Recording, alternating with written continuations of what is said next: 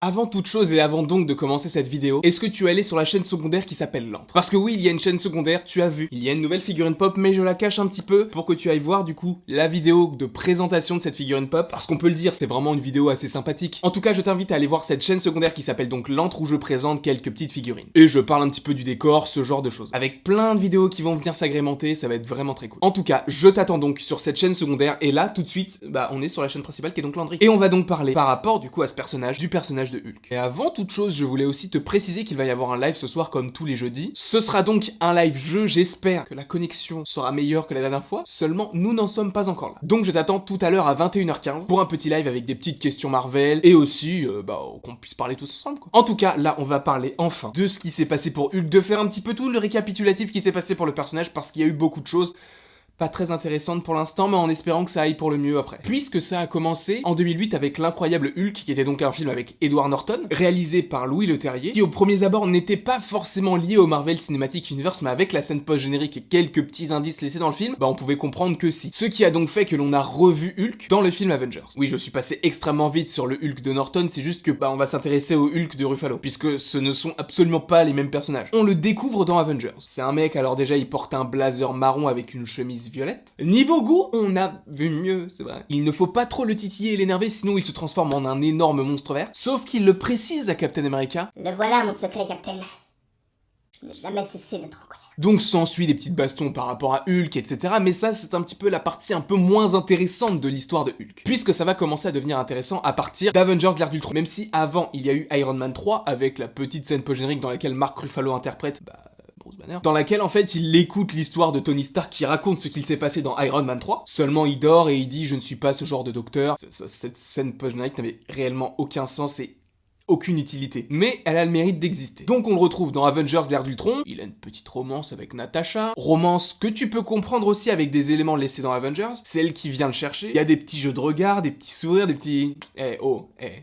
Toi et moi, on va finir ensemble. Au final, pas du tout, puisqu'à la fin, dans Avengers l'ère d'Ultron, il quitte la planète pour aller je ne sais où dans un vaisseau spatial, laissant Black Widow seule à espérer que le Big Guy revienne un jour. Donc ça, c'est en 2015. De 2015 à 2017, il est dans l'espace, puisqu'il est sur Sakaar, qui est donc la planète poubelle dans Thor Ragnarok. Une planète poubelle entre guillemets, puisqu'il y a...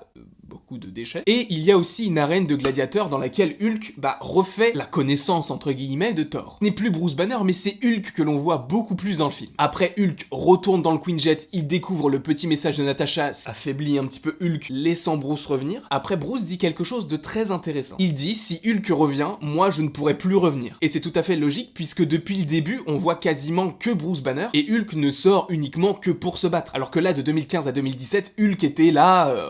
tranquille. Donc ça, c'est vrai que c'est très intéressant de voir que Hulk prend vraiment plus d'ampleur que Bruce Banner. Seulement, on retrouve Bruce Banner, puis pendant la bataille de fin, on retrouve Hulk, et on retrouve aussi Hulk au début d'Avengers Infinity War, qui est directement la suite logique de Thor Ragnarok. Il rencontre Thanos, il se fait défoncer, et on ne le revoit plus. Depuis le moment où il s'est fait détruire par Thanos, on n'a plus revu le Hulk que l'on a vu dans Thor Ragnarok, et dans les autres films précédents. Après, c'est vrai, pour l'instant, nous ne sommes qu'en 2020, et le film est sorti en 2018. Donc c'est vrai que ça pouvait nous laisser penser qu'on le reverra peut-être un jour, sauf qu'il n'en est rien, puisqu'au début d'Avengers Endgame, qui est donc le film qui a suivi Avengers Infinity War, il a fusionné avec Bruce Banner. Et ça, je trouve ça vraiment nul, mais à un point, mais...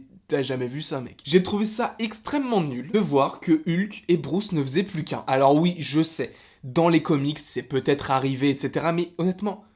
je m'en bats les couilles. Ah, ça a beau être vulgaire, j'en ai rien à faire. Personnellement, ce n'est absolument pas le Hulk que j'ai envie de voir. Le Hulk que j'ai envie de voir, c'est un Hulk, certes profond, comme on l'a vu dans Avengers l'ère d'Ultron. Il était profond, il y avait vraiment quelque chose, un background derrière le personnage. Mais là, ce que l'on a aujourd'hui, c'est... on a deux personnages qui sont intéressants individuellement, mais là, mélangés, ça donne quelque chose de pas ouf. Un nouvel exemple culinaire. J'aime bien les lardons, j'aime bien la mousse au chocolat. Alors oui, ces choses sont très bonnes individuellement, mais mélangées, c'est pas fou. Et selon moi, cette métaphore culinaire, c'est Hulk. Puisque oui, Hulk est intéressant en soi. Oui, Bruce Banner est très intéressant en soi aussi, mais les deux en même temps, ça donne quelque chose de très nul. Je répète, ce n'est que mon avis. Mais selon moi, c'est vrai que c'est pas fou. Et on perd un petit peu du vrai personnage qu'est Hulk. Bref, en tout cas, j'espère que vous avez aimé ce petit récapitulatif de tout ce que j'ai pu dire et de tout ce qui s'est passé par rapport à Hulk dans le Marvel Cinematic Universe, et j'espère que ça vous aura plu du coup, oui. Je sais pas si je l'ai déjà dit, mais je crois que oui. En tout cas, tu peux aimer, partager, commenter et t'abonner. Moi, ça me ferait très plaisir si tu le faisais, que ce soit sur cette chaîne principale ou sur la chaîne secondaire, ce serait vraiment très sympa. Avec tout ça, il ne me reste plus qu'à te dire à la prochaine